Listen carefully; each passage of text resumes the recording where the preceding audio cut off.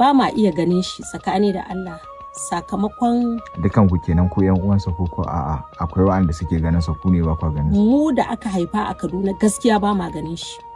saboda da wanda ya haifi uban Barau da wanda ya haifi ubana uwansu ɗaya ubansu ɗaya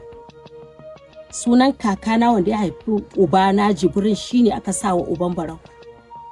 dan uwana ne na jini ƴaƴa maza iyayen mu suke amma mu a Kaduna aka haife mu da mu da ƴaƴanmu da jikoki mun fi sama da mutum 200 zira'an Barau ne amma Qur'ani ba wanda ya taba ganin shi ido da ido a dangi sai dalilin bidiyon da ne kwanaki ya kira ni Abuja muka yi ido hudu sakamakon mu an haife mu a Kaduna su ma Barau ba a Kabo aka haife su ai na kai Barau magana mai tsawo ne magana mai tsawo ne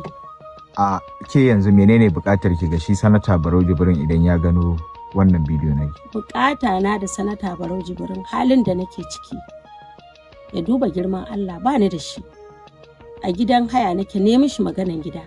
ya ce zai saya min gida